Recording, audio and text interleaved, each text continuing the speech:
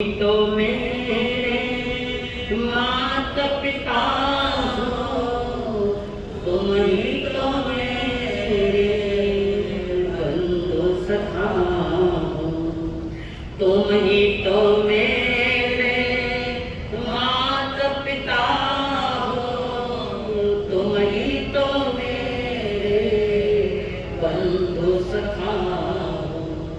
कितने रिश्ते कितने रिश्ते तुम संग जोड़े, कोई तो रिश्ता जरूर होगा, कोई तो रिश्ता जरूर होगा। चलते चलते पहुँच न पाए, चलते चलते पहुँच न पाई, मेरी लगन का कसूर होगा, मेरी लगन का कसूर होगा। कई जन्मों से पुकारती हूँ, कई जन्मों से बुला रहा हूँ, कोई तो कारण जरूर होगा, कोई तो कारण जरूर होगा। पंच परमेश्वर को प्रणाम।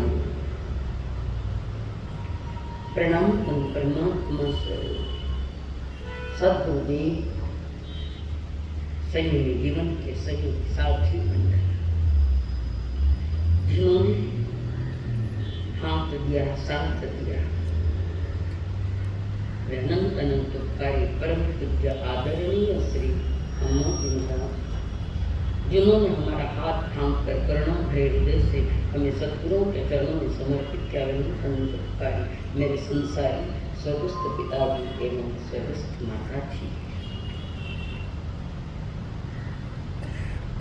जीवन का राज जानने के लिए आए हुए देवान प्रिय, आप सभी के भीतर में विराजमान भगवान को मेरा प्रणाम है। इस प्रार्थना में कवि छाती ठोक के बोल रहा है, कोई तो रिश्ता जरूर होगा, कोई न कोई रिश्ता तो आपके साथ हमारा है ही है।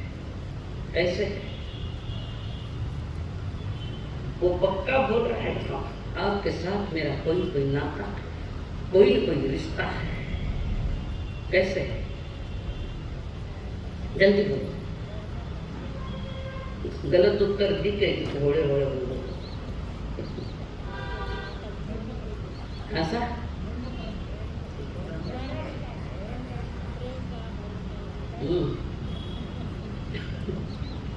भगवान महावीर जी ने कहा था, इस जीव ने हर जीव के साथ अनंत बार रिश्ते किए, वो है यहाँ। एक एक जीव के साथ अनंत अनंत रिश्ते इस जीव ने किए थे, और पुनः एक रिश्ता मांग रहा है। मैं मानता हूं मैं गलत हूं, मैं भूल, ढेर सारी गलतियां मेरी है, मैं मानता हूं। फिर भी प्रभु आपके चरणों को नहीं छोड़ूंगा, मैं आपके साथ मेरा कई जन्मों का अनंत बार का रिश्ता है। ठीक है,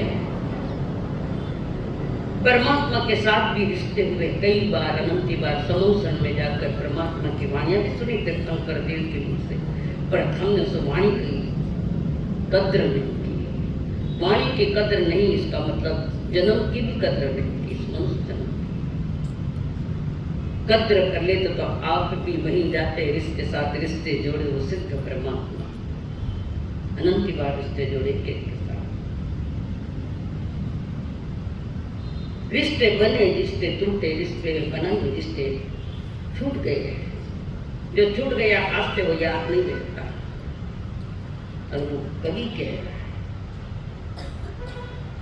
चाहे तुम मेरे माता हो, चाहे पिता हो, चाहे भाई हो, चाहे बंधु हो, कोई हो, मेरे लिए आप सब कुछ है। यही तो जिद गौतम स्वामी करके बैठे हैं। गौतम स्वामी बैठे, प्रभु मैं तुम्हें नहीं छोड़ूंगा, तुम्हारा हमारा कई जन्मों का नाता है। भगवान महाराज ने इस बात को भी स्वीकार किया, गौतम जी आपका मेरा कई बार साथ हुआ है, ये कोई पहली बार थोड़ी, तो मैं आपको नहीं छोड़ूंगा। और हमारे रिश्ते शरीर तक सीमित है, आगे नहीं। हमने जो रिश्ते बनाए संसार के जो भी रिश्ते हैं वो शरीर तक है, आगे नहीं कि तुम मेरी माँ हो, तुम मेरे पिता हो। ये शरीर के रिश्ते, और शरीर का कोई रिश्ता नहीं होता। शरीर ने भी किसी के साथ कोई रिश्ता नहीं जोड़ा, ये हमारी अज्ञानता में चल रहा। ज्ञानी जन कहे स्वयं को समझने की चेष्टा करो, स्वयं का रिश्ता स्वयं के साथ बनाओ, अपने साथ कि मैं त्रैकाल हूँ, शुद्ध परमात्मा का त्रैकाल। स्वयं का स्वयं के साथ बनाया गया रिश्ता वो वितराग मार्ग की राह है, जहाँ पर स्वयं के साथ आत्मा के साथ रिश्ते बनाए जाते हैं। और आत्मा के साथ रिश्ते बनाने के लिए प्रभु के श्री चरणों में संत सत्संग में बैठकर अपने अंतर की सारी जानकारी ले लो कि मेरे में कितनी अनंत अनंत गुणों का स्वामी हूँ मैं, अनंत गुणों का मैं स्वामी हूँ। पर आज भटक रहा हूँ। क्यों भटक रहा हूँ कि मेरे में इतने गुण है, इसको मालूम ही नहीं है। संत महात्मा बता है, अपने गुणों को जानने के लिए कोई गुणीजन व्यक्ति है तो उनके पास जाओ, उनसे पूछो कि मेरे गुण कौन से, कितने क्या है। संसार में लेकर अवगुणों से भरे हुआ ये मन, ये मानुष, प्रभु कहते हैं अपने गुण को जान, स्वयं के गुण को जान, औरों की बात मत कर। तो जान, जिन शासन में औरों की कोई चर्चा ही नहीं, कोई बात नहीं, एक है तो मेरे निज आत्मा से मेरा नाता है। और वो पाने के लिए समय है, गुणानुरागी बनना पड़ेगा। गुणानुरागी महापुरुषों में जो गुण है उन गुणों को मैं प्रकट करूं, उसके प्राप्त करने के लिए मैं पुरुषार्थ करूं, तो गुण पूजक बनो। अक्सर तो हमारी नजरें अवगुणों पर ज्यादा जाती है, गुण पूजक नहीं। ज्ञानी जन कह स्वयं को जानो, स्वयं को पहचानो। नहीं समझ में आवे तो सद्गुरु के चरणों में बैठकर जानने की चेष्टा। अनादि से औरों के अवगुणों में देखते देखते हम अवगुणी बन गए। अनादि से आज अवगुणी हो गए, औरों के अवगुण देखते देखते। वो बहुत अच्छा है आदमी, पर एक वो ठीक नहीं है। वो अवगुण दिखा, एक अवगुण है तो वो दिखा कर अनंत गुण को कहाँ दिखा कि कितने भी संसार में रहकर सद्गुणित तो होता है कोई नहीं। भगवान महावीर ने श्रावक के 21 गुणों में अगले गुण की जो चर्चा की है वो गुण है गुणानुरागी बनो। सद्गुणों में राग करो और सद्गुणों को स्वीकार करो। खाली राग नहीं, स्वीकार करो कि वो गुण मुझ में आ जाए। स्वीकार।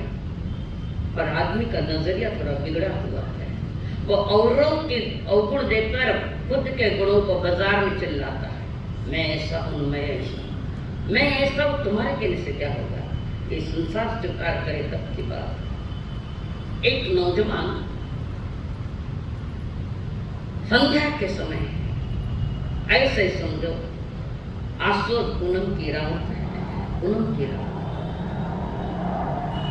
और वो थोड़ा गांव से बाहर गया, प्रकृति को निहारने के लिए। चांद की कई छटाएं बिखरी हुई है, उसको जानने के लिए, देखने के लिए गया। तो सबसे पहले वो सागर के पास गया, अथाह जल राशि। और नौजवान कहते हैं, सागर तेरे पास अथाह का जल राशि है, इतना पानी तेरे पास, और तेरे गर्भ में अनंत मोती भी है। तू मोतियों की अपने आप में समित रखा है। तेरे पास अनंत असंख्यात मोती है, तेरे पास पानी भी बहुत है, अथाह जल राशि, बहुत अच्छा है तू। और वो नौजवान कहता सब अच्छा है सागर, तेरा पानी खारा नहीं होता तो अच्छा रहता, किसी की प्यास बुझाता। तेरा पानी खारा नहीं होता तो प्यास बुझाता कहीं। बाकी किसी बात में हमें कोई शक नहीं कि तेरे पास इतना जल है, इतनी मोती तू लेकर बैठा और ये खारा नहीं होता तो तुम महान होता। सागर ने कोई जवाब नहीं दिया, कभी तो कल्पना है। उसके बाद वो नौजवान वहां से निकल कर सीधा नदी के किनारे, जो कल कल नदियां बह रही थी, कईयों की प्यास बुझाई, खेतों को खलियानों को हरा भरा किया नदी, तो कितनी महान है, कितनी गुण है तुझमें। आने वाले की प्यास भी बुझाती है, खेतों को हरी भरी कर देती है, कितनी। और तेरी आवाज जब तो कल कल करके बहती है तो उसमें से एक संगीत निकलता है, तो कितनी महान है। पर एक बात अच्छी नहीं लगी। नदी ने पूछा कौन सी बात अच्छी नहीं लगी? तो नौजवान कहता है जब तू बिगड़ती है तो गांवों को खत्म कर देती है, गांवों के गांवों को बहा के ले जाती है, ये दुर्गुण है तुझ में, बाकी सब अच्छा है।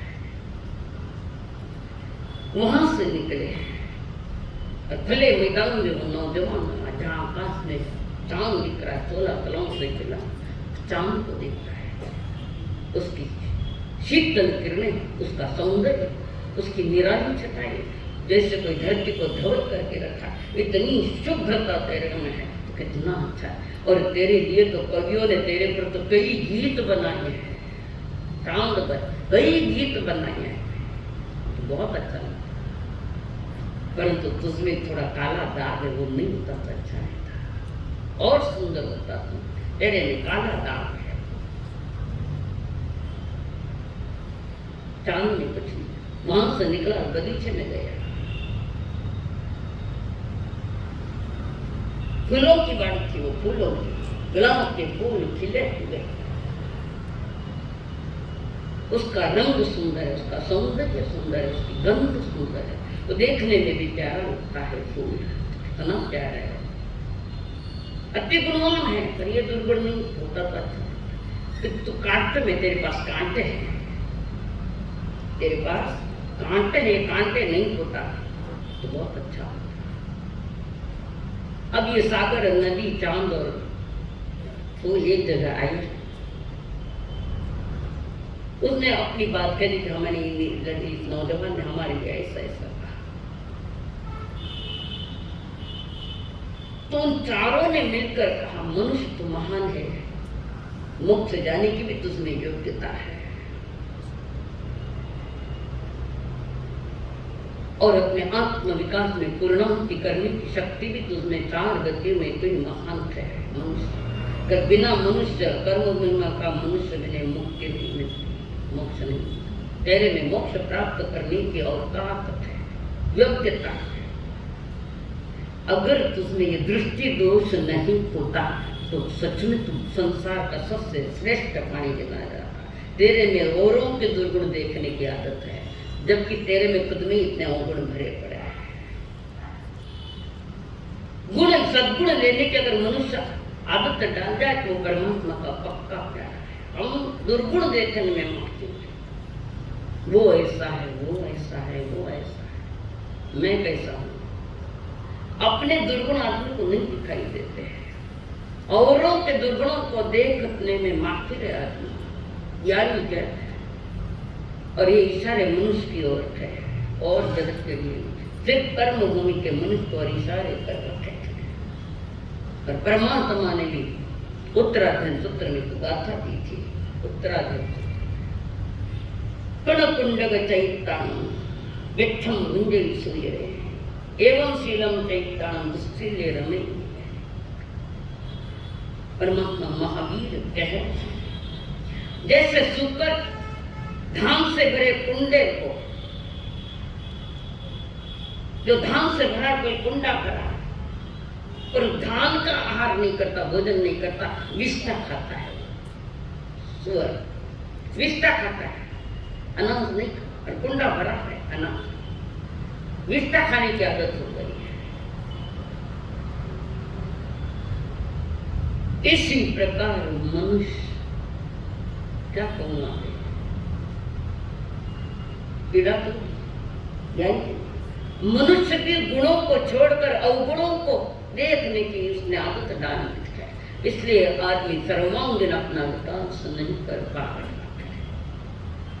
जीवन में एक भी गुण आ जाए, ज्यादा तो बाकी नहीं करूँ, अनंत गुणों का स्वामी, एक गुण भी आ जाए कि तुम्हारी सोच सकारात्मक होनी चाहिए, सोच सकारात्मक होनी चाहिए, पॉजिटिव थिंकिंग, आपका नजरिया सही होना चाहिए।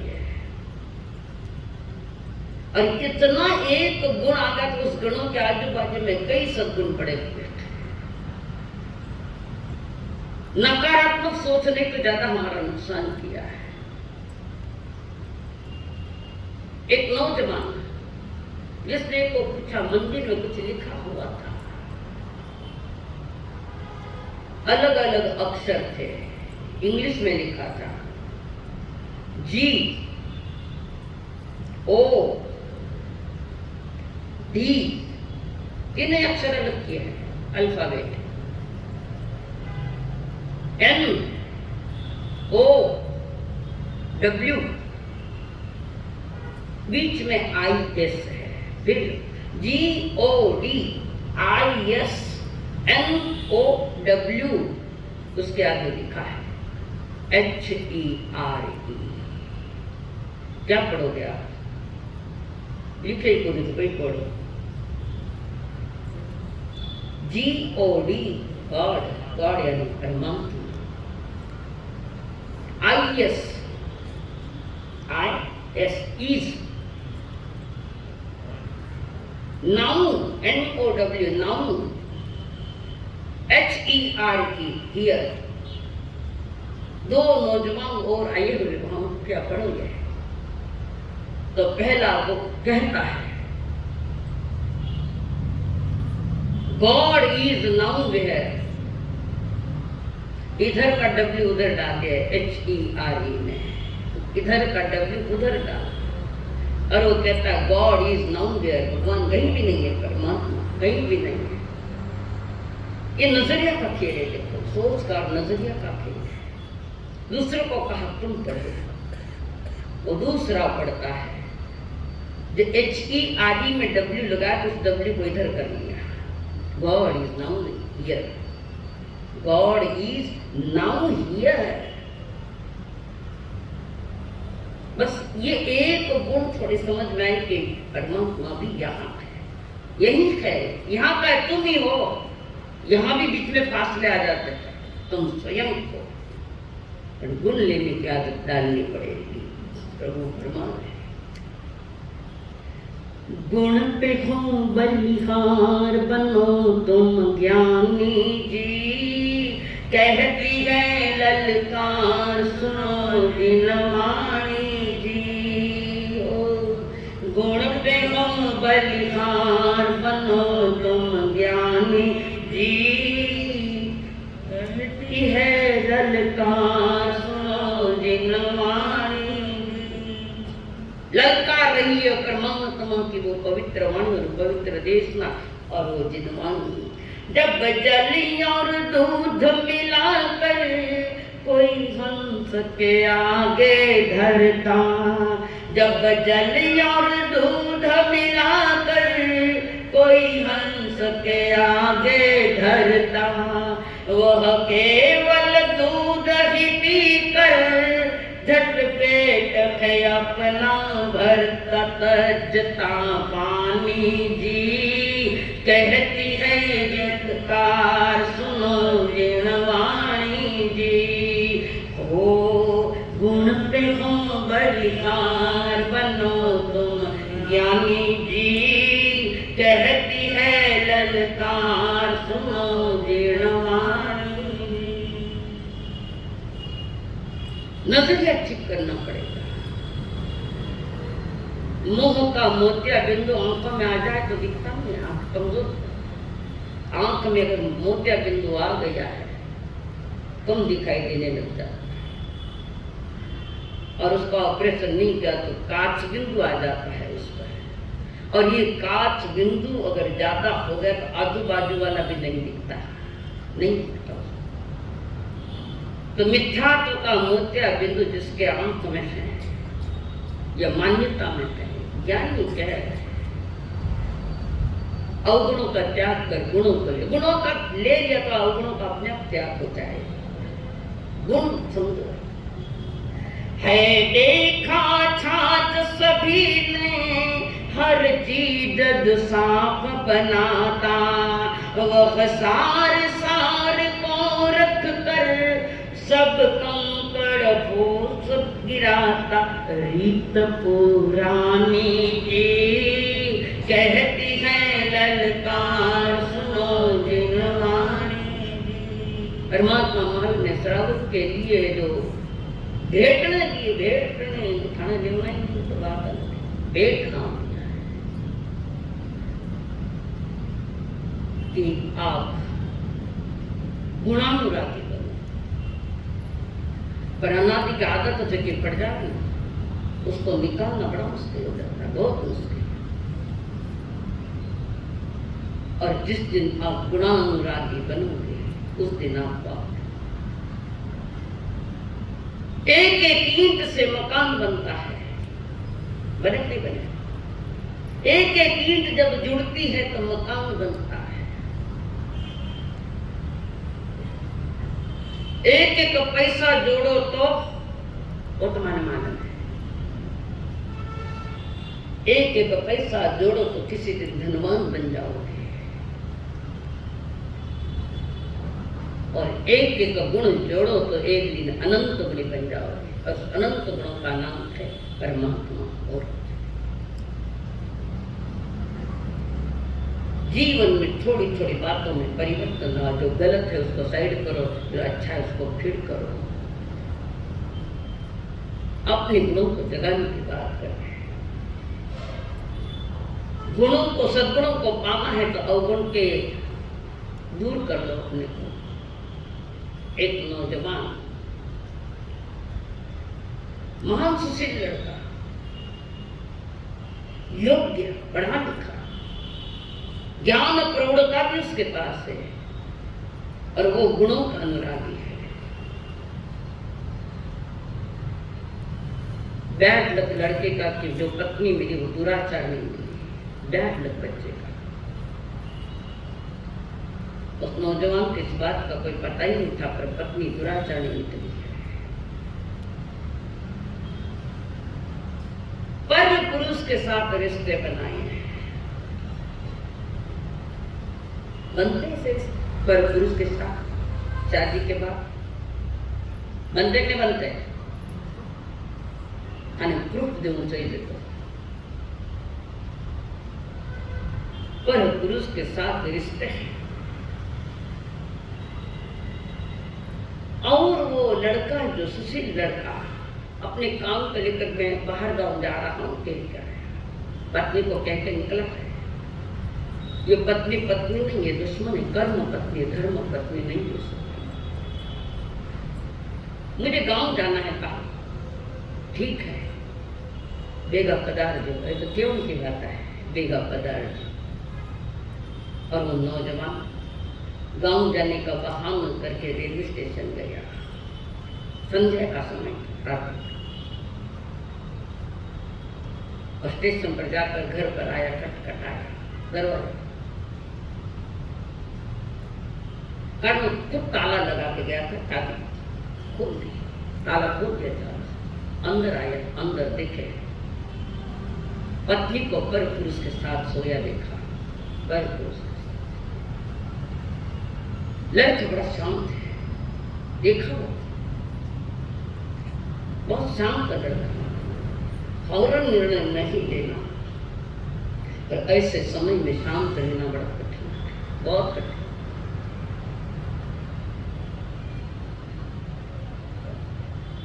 और उसने देखा वे सोए तो अपने पास एक गर्म शाल थी, उसने ओढ़ा दी उनको दोनों को। दिन निकला तो देखा मेरे तुम पर ये शाल है, ये तो मेरे पति की शाल है, मेरे पति की शाल है, और ये पति ने मुझे शाल ओढ़ाई है। दुशाला को देखकर पति ने पैर डाल दिया, तुझे आई गई टेबल पर। और उसी समय सवेरे सवेरे जब पत्नी को जान लिया तो वो शर्मिंदा हो गई, भयभीत भी हो गई, शर्मिंदा भी हो गई, लज्जा खो बैठी। और जैसे दिन निकला अपने पति से क्षमा याचना चाहती, गंभीर है, दो गंभीर, कुछ नहीं बोला, ठीक है। एक दिन पति बीमार पड़ गया, बहुत बीमार, बचने की भी लगभग संभावना नहीं है, कोई बच जाता है, लगभग बचने की कोई संभावना नहीं। अपने पति के पास बैठी है और पति की स्थिति देखकर वो पत्नी रोने लगी। पति ने कहा, रोने का क्या कारण है, क्यों रो, तुम क्यों रो रही, रोने का, मैं चला भी जाऊं तो तुम्हारे सुख में तो कोई बाधा तो नहीं आएगी। ये गंभीर बच्चे, मैं इस दुनिया से विदा भी हो जाऊं तो तुम्हारे सुख में कोई बाधा नहीं पड़ेगी, दुख मनाने की कोई आवश्यकता नहीं तुम्हें, मैं रहूं या नहीं रहूं तुम्हारा खेल चलता रहेगा। अब उसने कहा, पत्नी ने कहा, प्राणनाथ, उघाड़ी को ढांकने वाले आपको, देख कर अनदेखी करने वाले आपको, ऐसे उदार दयालु क्षमाशील पति का मिलना दुर्लभ है, बहुत दुर्लभ। कह दिया, मैंने अपनी नीचता में कोई कसर नहीं रखी और अपनी क्षमा में कोई कसर नहीं रखी। ऐसा पति मिलना दुर्लभ है, इसलिए मैं रो रही हूँ। आपकी बात सही, आप जो कह रहे हो, पर आज मुझे थोड़ी अक्ल आ गई कि पति हो तो ऐसा होना, सौभाग्यशाली होता था, और वो सौभाग्य मुझे मिला है, इसलिए मैं ये कह रही हूँ, इसलिए मैं रो रही हूँ, पश्चाताप करी, अतीत की गलतियां मेरे सामने है, मैं प्राणनाथ मुझे माफ कर देना, आज से इसके अलावा कोई विषय नहीं। आप तो ये भी बड़े बड़े पूर्णिमा में बोलो चुप लगे सुना नहीं, तुम्हारा मुंडा सुना, बट पूर्णिमा थी, लंबा लंबा धागा लेंगे, बढ़ने के धागा लगा, कोटरों में जोड़ा है ना धागा, लपेटो बढ़ने धागो, 7 जन्म में था थे सपत्ति में जो अनुदारूढ़ी हुए तो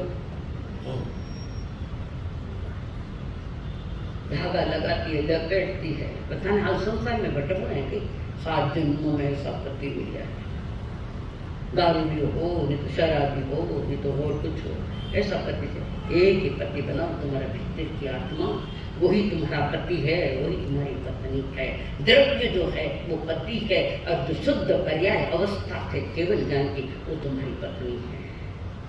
आध्यात्म जगत में ऐसा बंधन बताया है, परमात्मा महावीर कह रहे हैं, गुणानुरागी बनो, श्रावक के लिए अत्यंत आवश्यक है, पर हमारा नजरिया बेकार है।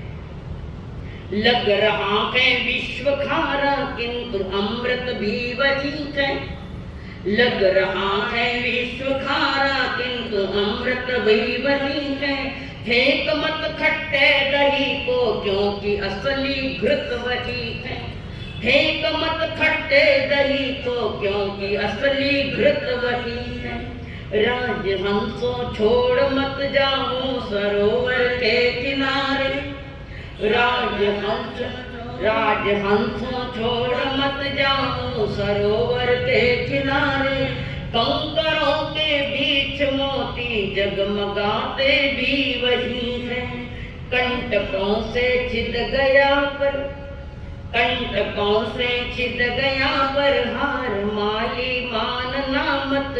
कंटकों के बीच सुंदर सुमन सौरभ भी वही है। कंटकों के बीच सुंदर सुमन सौरभ भी वही है। धूल ढेले झाड़ियों को देख मत हैरान होना। धूल ढेले झाड़ियों को देख मत हैरान होना। ओ कृष्ण वे खेत सुंदर लहलहाते भी वही है। घोर काली रात में तुम, घोर काली रात में तुम लक्ष्य से मत भ्रष्ट होना। क्योंकि ज्योतिर्मयी प्रभा से पूर्ण प्रातः भी वही है। विचार किया, इस संसार में जहर भी अमृत भी,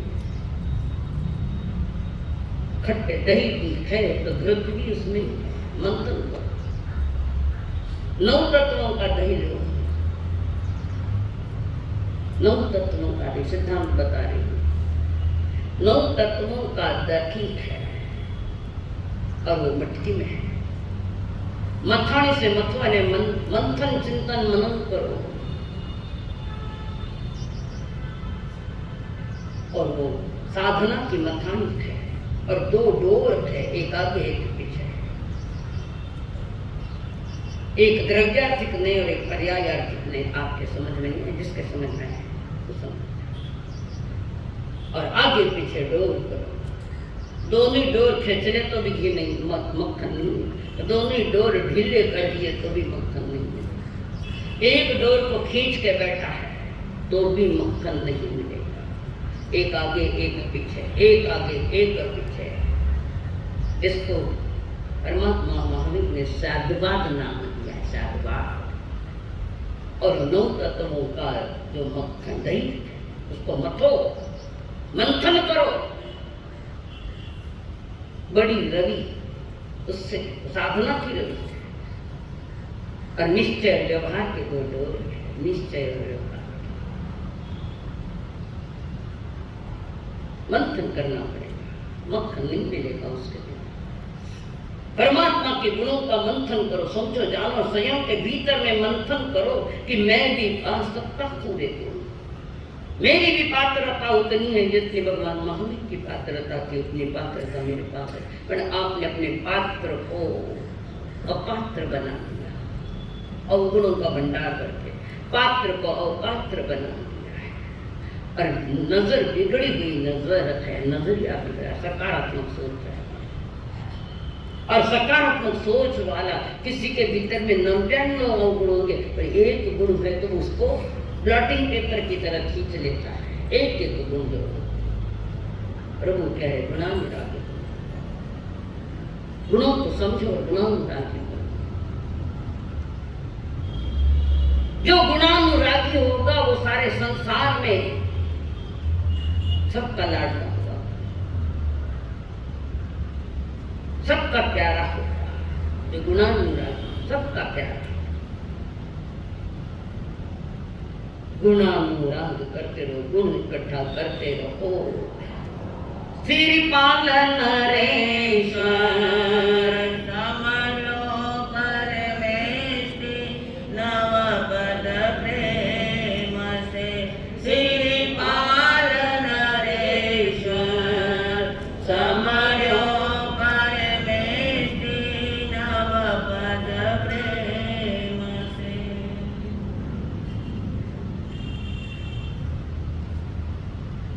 जैसे बदन से न रही मंजूषा के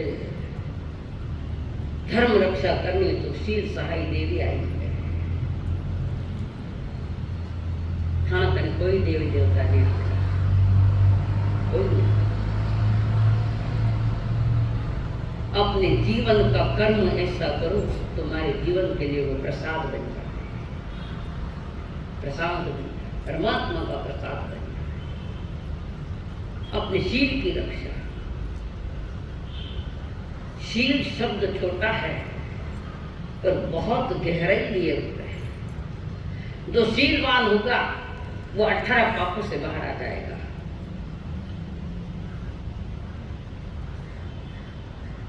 डॉक्टर कितना पाप है, पाप कितना है?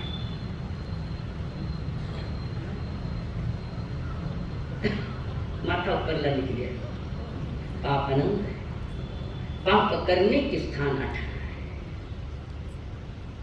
लुगाई नहीं कुछ भाई पाप कितना 18 मुझे कौन किया मैंने मारा सा किया कैसा मार सकता? अर्चना जी कैसे? पाप करने के स्थान 18 है, प्राणातिपात, हिंसा, झूठ, चौरियां, कुशील सेवन, परिग्रह, ये 5 अनुव्रत है, 3 गुणव्रत है, 6, 7, 8 और उसके अगले जो है वो शिक्षा व्रत है। तो शील सहाय देवी आई है, पहले तुम्हारा शील ठीक है, देखो तुम्हारी 5 इंद्रिया पाप से बाहर आई क्या? देखो ना, पाप से बाहर आई, पाप से पूरे बाहर आ गए तो समझना तुम शीलवान हो। वो कोई सत्या की 16 सत्या मारी, संसार कभी नहीं भूलेगा इनको। इनमें कुछ सत्य तो ऋषभदेव भगवान के शासन की है, ब्राह्मणी और सुंदरी 24 तक ध्रुव करके इसमें से निकली 16 किरा घर में 16 सत्या की कहानी की किताबें बताओ, 16 सत्या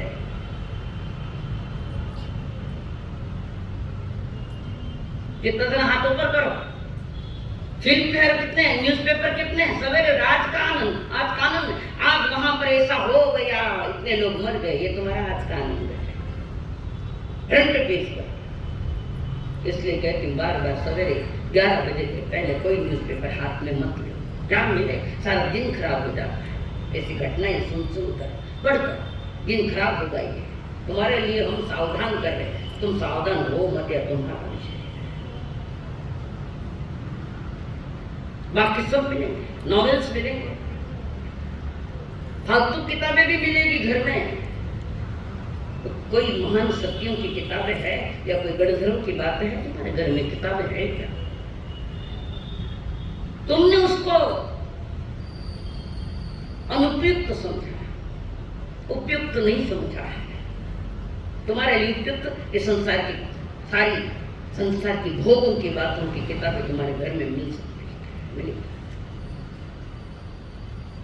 उनसे तुम्हारा मानव जीवन समझेगा नहीं, समझेगा कि महापुरुषों की कथाओं से समझेगा। उत्कृष्ट कथाएं जिनकी बनी थे वे 16 सत्यां है, वे 24 तीर्थंकर है, वे गणधर है, चक्रवर्ती है, बलदेव है, वासुदेव है, सभी ये बलदेव के नहीं क्या?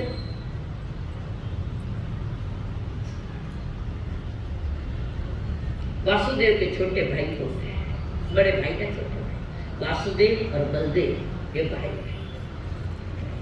हमारे यहाँ बलदेव को राम जी कहा है, राम दशरथ पुत्र नहीं, पर उसमें वो एक है राम। 9 राम हुए, 9 बलदेव, 9 हुए। आपको सिर्फ दशरथ पुत्र मालूम है, 9 राम है। इन अवसर परिकाल में 8 राम गया, मोक्ष बलभद्र मुनीश्वर गया, 5वें देवलोक। तुम्हारे साधु उन्होंने बलदेव अगर दीक्षा लेवे तो मोक्ष की बात है, नहीं लेवे तो शायद देवलोक मोक्ष में किताब है, रास्ते सब खुले हैं। तो वहां पर उस देवियों की शील की रक्षा करने के लिए देवी ने सारी व्यवस्था कर दी। जो देवी आई शील सहायक देवी, और उसको धमकाया, ढोल को भी धमकाया, वापस से डराया, तेरे हाल कर दूंगा। और वहां से वे देवी ने कह दिया, 1 माह के बाद खाने मिल जाएगा, खाना धनी मिल जाएगा, श्रीपाल जी मिल जाएंगे। पुनः थोड़ा और कुछ छेड़ाछाड़ी करने के लिए धवल आया तो उसने गले में माला पहनी। ताकत नहीं होती, गले में माला देवी ने की, वो माला। सीता की ताकत कहाँ चली? जब वो आई वहां बैठी थी, लंका में जब बैठी थी एक वृक्ष के नीचे, और रावण आता कि एक तिनका बता दी। रावण आ नहीं सकता है, तिनके में इतनी ताकत नहीं। क्यों? कि उसके भीतर में शील की ताकत इतनी जबरदस्त है, स्वप्न में भी पर उसको नहीं चाहे तो सीता नहीं। शिव धनुष स्वयं सहज उठा सकती थी सीता, सहज उठाती थी, पर जिस शिव धनुष को रावण नहीं उठा सका, वो स्वयं उठा सकती थी, उसकी रक्षा शील की रक्षा है।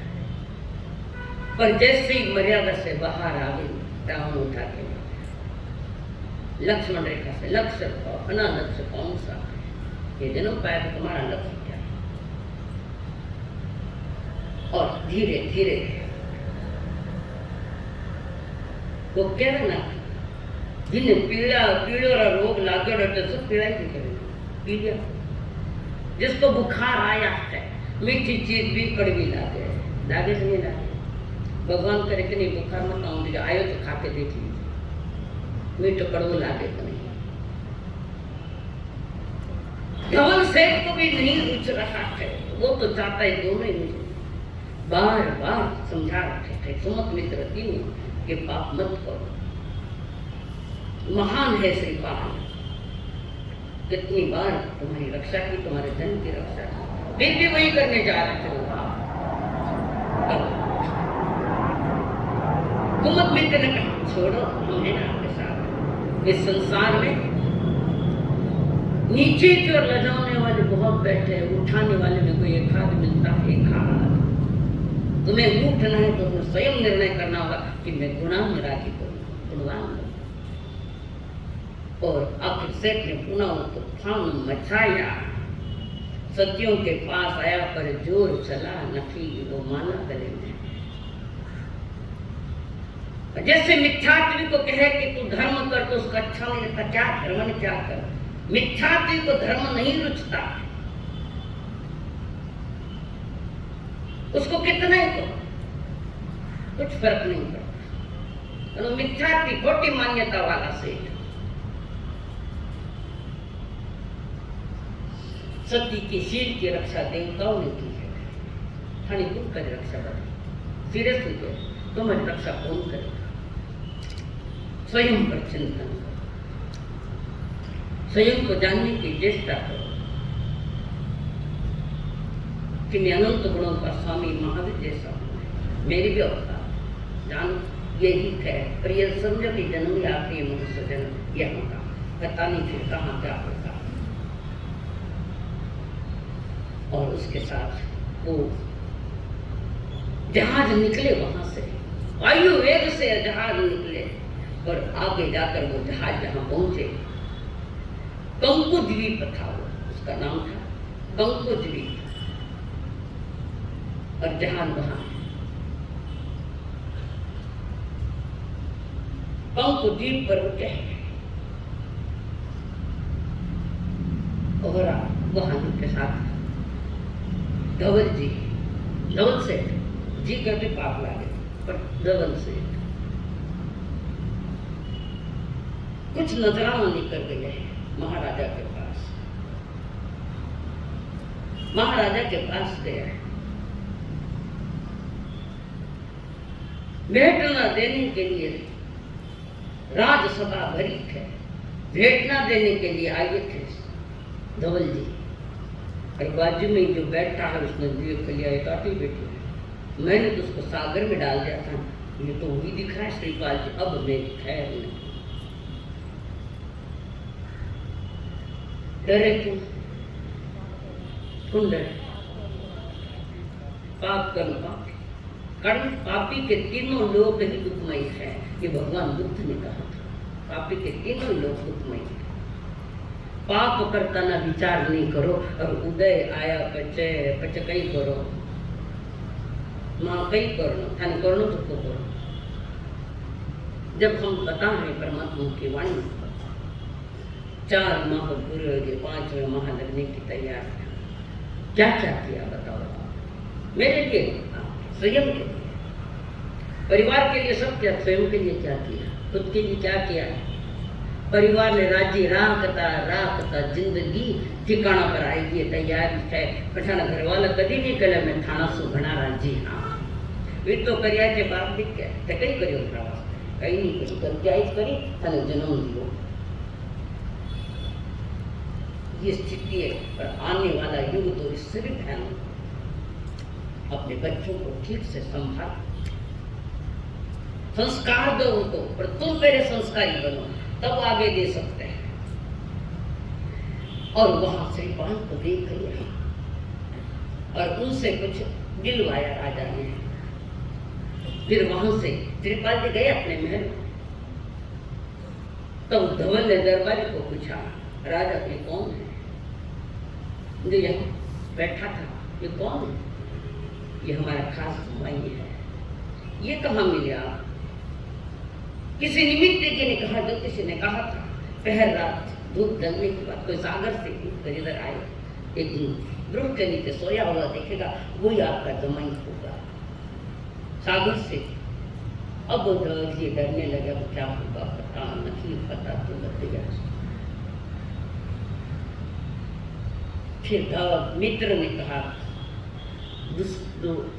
कुमत मित्र, बुद्धि जिसकी भ्रष्ट है, मति जिसकी बिगड़ी हो के डरो मत, इसका भी उपाय करेंगे, इसको तो हम मार डालेंगे। मारने वाला उसके अपेक्षा तारने वाला बड़ा होता है। कृष्ण जी को कितनी बार धमकी आई, कौन मार सका उन्हें? मारने वाले से तारने वाला बड़ा होता है। सारी चर्चा हुई उनमें धवल जी के सुने। फिर सुमत मित्र ने समझाया, न कहना ठीक।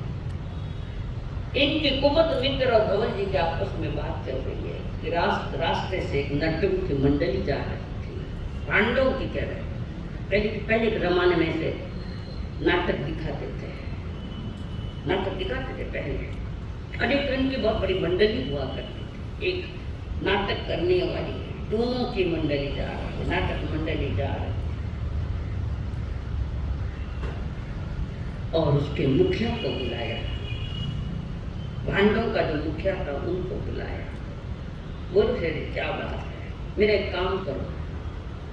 क्या काम है? कि राजा का जो जमाई है श्रीपाल, उसको भांड बना दो।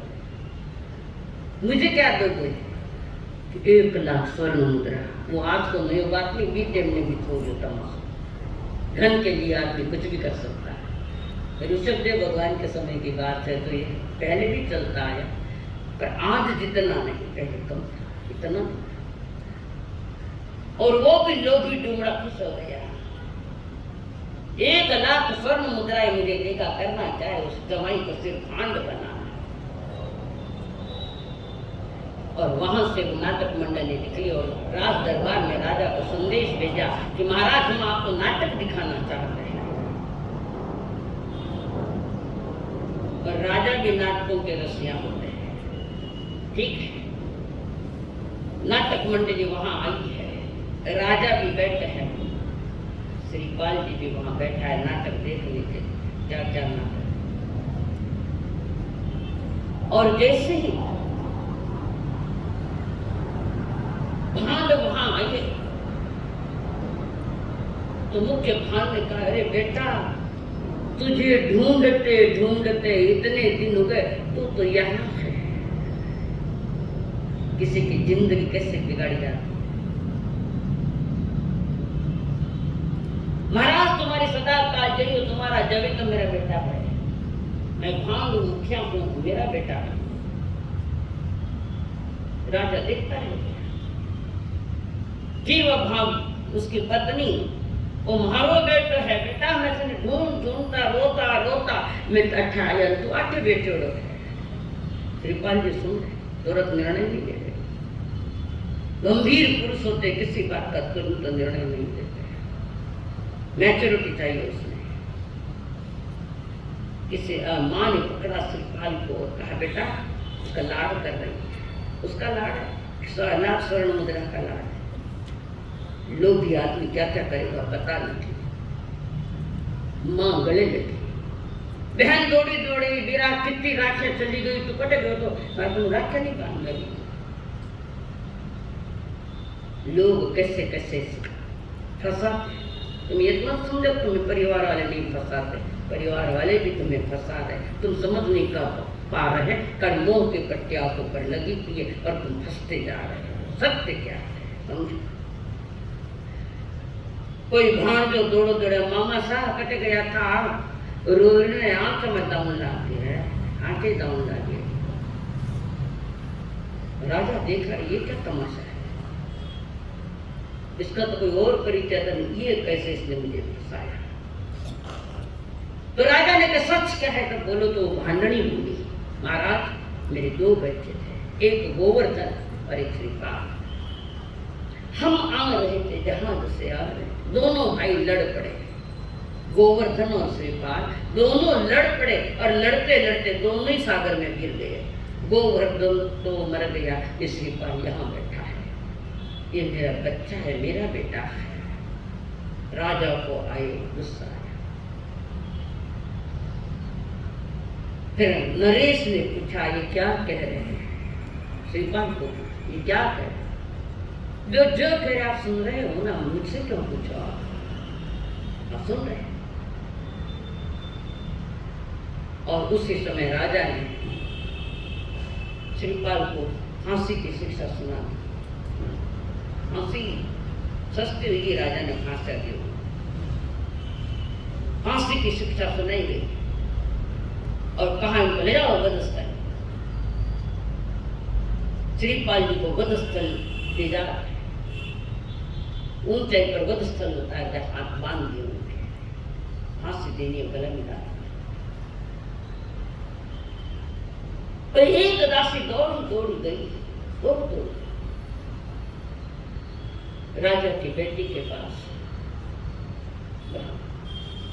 जिसकी शादी श्रीपाल जी के साथ हुई थी, गुणमाला,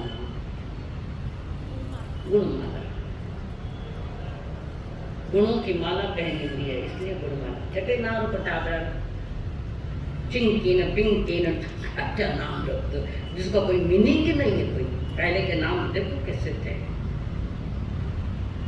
तीर्थंकरों के नाम भी रखे जाते हैं। राम जी के नाम रखे जाए, रावण रखो बेटा, रावण नाम रखो बेटा, रखो नहीं, जो नाम में भी पवित्रता नहीं। ऐसा नाम मैंने कहीं सुना नहीं, तो मैंने रख दिया, जो पकड़ और 2-4 क्या है। कहते ना जग में सुंदर है 2 नाम, चाहे कृष्ण कहो या राम। वहां पर श्रीपाल जी वो सोच रहे कि पता नहीं कि कितने कितने संकट कहां तक मेरे साथ आएंगे। तुमने किया है तो तुम्हारे लिए तो आएंगे। और श्रीपाल जी वधस्थल पर है, दासी गुणमाला के पास गई, ऐसा बनाव बन रहा है। श्रीपाल जी सोच रहे ये संसार की कर्म कथा से। पिंजरे के पंछी रे, तेरा दर्द न जाने को, तेरा दर्द न जाने को, बापर से खामोश रहे तू, भीतर भीतर रोए रे, भीतर भीतर रो, तेरा दर्द न जाने को, तेरा दर्द न जाने को। तुम्हारे दर्द को जानने वाला कौन है बताओ? कोई नहीं। अभी सर्व करिए, गुरु तुम्हारे दर्द को जान सकते हैं। बड़े बुजुर्ग अनुभवी ज्ञानी वे भी तुम्हारे दर्द को जान सकते हैं। दर्द में रहोगे, आदत पड़ी तो रहो दर्द में, वो क्या है। कह न सके तू अपनी कहानी, तेरी भी पंछी क्या जिंदगानी रे, विधि ने तेरी कथा लिखी, आंसू में कलम डूबो, तेरा दर्द न जाने को, तेरा दर्द न जाने को। समझा? थाना दर्द थे, काड़ा में हाथ गाले तो थाई हाथ काड़ा हो गया, दूसरा क्या बहुत जाने। सबको अपनी अपनी पड़ी है, कहने की बात है हम शायद तुम्हारे रिश्ते, सबको अपनी अपनी पड़ी, किसी को कोई कुछ लेना देना नहीं है। और दासी ने जैसे जाकर गुणमाना को कहा, सारी बात कह दी कि श्रीपाल जी को वधस्थल पर ले गए फांसी देने के लिए। जैसे गुणमान सब परेशान हो गई और वो दौड़ी दौड़ी आई और सीधी वधस्थल गई। पति से पूछा, प्राणनाथ क्या ये क्या हुआ? ऐसे कैसे वधस्थल आ गई है? कर्म तेरी लीला रे अपरंपार, परम तेरी लीला रे अपरंपार। समझ आए माया तेरी, समझ आए माया तेरी, बदले रंग हजार, कर्म तेरी लीला रे अपरंपार। कर्मों की लीला, कर्म किसी को माफ नहीं करेगा। क्यों? कि कर्म को कोई शर्म नहीं, सबको शर्म है पर कर्म को शर्म नहीं। मेरा ही कृत्य और मेरा ही फल मुझ पर आएगा। कर्मों की लीला लीला, कर्म ही करना है। ओ पटलाल जी, कर्म ही करना है ना? कर्म करना है कहीं नहीं करना ना, और सत्कर्म करना है ना, नहीं के करके वो दुष्कर्म नहीं करना, सत्कर्म तो करना है जो हमारे जीवन के लिए प्रसाद बन जाए, महाजीवन बन जाए। सारी बात श्रीपाल जी ने कह, कर्म का खेल है, मेरे अपने कर्मों का ही खेल है। तुम्हें मेरे बारे में जानना है तो सागर के किनारे वहां एक जहाज खड़ा है, उस जहाज में दो मेरी पत्नियां बैठी है। उस जहाज में मदन सेना और रैन मंजूषा, उसको जाकर पूछो। और जल्लाद को कह दिया मेरे आने के पहले अगर फांसी दे दी तो तुम्हारी खैर नहीं, खबरदार अगर फांसी दी। वो दौड़ी गुणमाता निकली, पति पर बड़ा संकट आया था, दौड़ी दौड़ी निकली। ओ मदन सेना, ओ रैन मंजूषा, ओ मदन सेना तुम कहाँ हो, ओ रैन मंजूषा तुम कहाँ हो जल्दी। और अपने को कोई आवाज दे रही, आवाज उनको सुनाई दी तो जहाज से झरोखे में से पूछ रही, तुम कौन हो? मैं गुणमाना हूँ, श्रीपाल जी पर संकट आया, आपको कुछ पता है? हम उनकी पत्नियां, उस धवल सेठ ने हमारे पति को पानी में डाल दिया, कहाँ है क्या पता नहीं। उसने कहा तुम कौन हो? ये पूछे तुम कौन? ये बात पे बाद में की जाएगी, पहले बताओ श्रीपाल जी कौन हो? उसको पता था, सारी जानकारी दे दी हमारे पति और चंपा नगरी के राजकुमार राजा तो वहां के लाखों सुकटों के नायक है। और आज कर्मों की ये दशा आई है। और चलो बोले जल्दी जल्दी, तीनों के तीनों दौड़ती निकली, वधस्थल आई है। तो गुणमानंद का पिताजी को संदेशा दे दिया, महाराज निर्णय लेने की क्षमता नहीं तो निर्णय लिया मत करो कोई बात का, किसी बात का फौरन निर्णय मत लो, कभी कभी ज्यादा फंस जाओगे और हम ज्यादा ही फंसे हुए लोग हैं उसमें। तो राजा वहां है, वो मदन सेना रैन मंजूषा का महाराज हमारे पति है, वो जो धवल सेठ है उसने हमारे पति को पानी में डाल दिया और आज आपके पास है। और ये भांडों का युद्ध हमारे पति को भांड बना है। जैसे सुना जल्लाद का चलो खोलो, हाथ खोलो उनके। तो राजा को कहा महाराज तुम्हारे पास फांसी बहुत सस्ती है, कोई जानकारी नहीं, कोई निर्णय नहीं, कोई मंथन नहीं, किस कारण हुआ, क्या हुआ, तह तक तो जाते नहीं, फांसी लगा दिया। स्वयं ससुर जी ने पांव पकड़े, कंवर साहब मैंने माफ कर दो, क्षमा। अब क्या है, क्षमा मेरा धर्म है, बात अलग चीज है, पर राजन तुम्हें निर्णय लेने की क्षमता नहीं, तुम उस योग्य है ही नहीं, राजा बनने के योग्य भी नहीं तुम। तो राजन कहता अब कुछ भी कहो, गलती मुझसे हो गई। एक तो गुणमाना यहाँ आई और मैंने वहां भेजा, मेरा पता क्या है जानने के लिए सारा। तो बच गए, नहीं तो आज तो तुम फांसी पर लगा देते उनको। और उनके लिए और सम्मान के साथ राजा ले गए श्रीपाल जी को राज दरबार में और बुलाया उन भांडों को बुलाया, मुख्य भांड को। बोल सच क्या है तो हंटर पड़ेगा, सच्चाई क्या है बताओ, ये तुम्हारा परिवार वाला है क्या? नहीं, तो तुमने कैसे कहा हमारा बेटा मेरा मामा है, मेरा भाई है, मैं तुमने ये रिश्ते कैसे जोड़ दिए? महाराज हमें क्षमा करो, वो धवल ने हमें 1 लाख स्वर्ण मुद्रा देने का वादा किया कि इसको भांड बनाऊंगा। तो धवल ने जो सेठ बनकर तुम्हारे दरबार में, उसने हमें लालच दी, रिश्वत दी, 1 लाख स्वर्ण मुद्रा। हमने सोचा चलो बना दिया, ये तो हमारे ऊपर आ गया।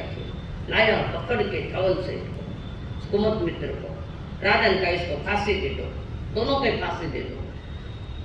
श्रीपाल जी कहते महाराज कितनी बार हमने आपको कहा कि फौरन निर्णय मत लिया करो, ये तो मेरे धर्म के पिता है। देखो आदमी मरता नहीं, इंसान का मारा हुआ। आदमी मरता नहीं, इंसान का मारा हुआ, अपने आप मर जाएगा एहसान का मारा हुआ। एहसान श्रीपाल जी कदम कदम पर सभी पर एहसान कर रहे, गुणों के धन्य, गुणों के स्वामी थे। एक महान आत्मा जो श्रीपाल जी के मार्फत आई है, गुण पूजक। श्रीपाल जी ने महाराजा को कहा महाराज संकल्प हो हमारा